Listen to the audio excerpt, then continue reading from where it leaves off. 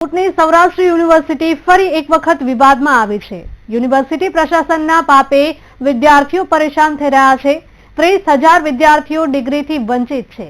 150 વિદ્યાર્થીઓ ગોલ્ડ મેડલથી વંચિત છે। ડિગ્રી અને મેડલ માટે આંદોલન કરવું પડે તેવી સ્થિતિ ઉત્પન્ન થઈ છે। વિદેશ જવા ઈચ્છુક વિદ્યાર્થીઓને પણ ભારે હાલાકી ભોગવવી પડી રહી છે। યુનિવર્સિટીમાં ચાલુ વર્ષે હજુ સુધી નથી યોજાયો પદવીદાન સમારોહ। સંવાદદાતા જોડાયેલા છે ફોન લાઈન પર વિક્રમસિંહ। વિક્રમ, જણાવશો કે યુનિવર્સિટીમાં ઘણા બધા એવા વિદ્યાર્થીઓ છે કે જેઓ ડિગ્રી અને ગોલ્ડ મેડલથી વંચિત છે। પદવીદાન શા માટે હજુ સુધી નથી યોજાયું તે સૌથી મોટો સવાલ। હિરલ, ચોક્કસથી જો વાત કરવામાં તો રાજકોટમાં આવેલી જે સૌરાષ્ટ્ર યુનિવર્સિટી છે તે વધુ એકવાર વિવાદમાં સંપરાય છે। ત્યારે 30,000 વિદ્યાર્થીઓ ડિગ્રીથી વંચિત રહ્યા છે, ત્યારે 150 વિદ્યાર્થીઓ ગોલ્ડ મેડલથી વંચિત રહ્યા છે। ત્યારે વિદ્યાર્થીઓ ગોલ્ડ મેડલ અને ડિગ્રી મેળવવા માટે આંદોલન કરવું પડે તેવી સ્થિતિ આવે છે।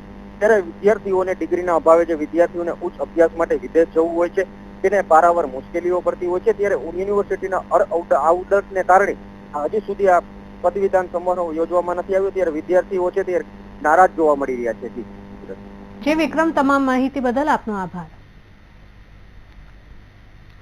કોંગ્રેસ નેતા નિદતભાઈ બારોટ પણ આપણી સાથે જોડાઈ ગયા છે। નિદતભાઈ, જણાવશો કે જે પ્રકારની આ ઘટના સામે આવી છે, સૌરાષ્ટ્ર યુનિવર્સિટી વિવાદમાં આવતી જ રહેતી હોય છે અને હવે એક નવો વિવાદ આવ્યો છે। ઘણા બધા એવા વિદ્યાર્થીઓ છે કે તેમને હજુ સુધી ડિગ્રી નથી આપવામાં આવી, ગોલ્ડ મેડલ પણ નથી આપવામાં આવ્યા।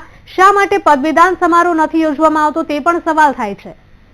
ઘણા વર્ષોથી કાર્યકારી કુલપતિથી આ યુનિવર્સિટી ચાલે છે। સરકાર ગંભીરતાપૂર્વક કુલપતિઓની નિમણૂક કરતી નથી। વર્તમાન કુલપતિ છે તેમનો પણ પહેલું લક્ષ્ય પોતે કાયમી ક્યારે થાય એની ચિંતામાં સૌરાષ્ટ્ર યુનિવર્સિટીના વિદ્યાર્થીઓ જે અત્યારે પદવી ડિસેમ્બરમાં જેમને મળવી જોઈતી હતી, જે કેટલાક વિદ્યાર્થીઓ વિદેશ ગયા છે, એ વિદ્યાર્થીઓને પ્રોવિઝનલ ડિગ્રી સર્ટિફિકેટ આપવામાં આવ્યું, એમાં પણ એવું લખીને આપ્યું હતું કે ડિસેમ્બરની સેનેટમાં તમને પદવી આપવામાં આવશે। વિદ્યાર્થીઓએ પ્રવેશ વિદેશમાં લીધો છે, એ લોકોએ ડિસેમ્બરના અંતમાં ત્યાં ફાઇનલ ડિગ્રી સર્ટિફિકેટ રજૂ કરવાના હતા। આ વિદ્યાર્થીઓને પણ મુશ્કેલી છે।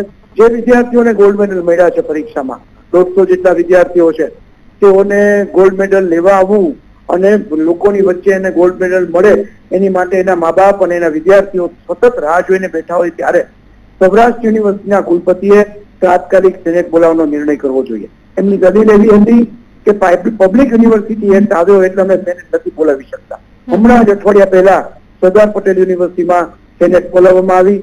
આદરણીય અમિતભાઈ શાહ ત્યાં ઉપસ્થિત હતા।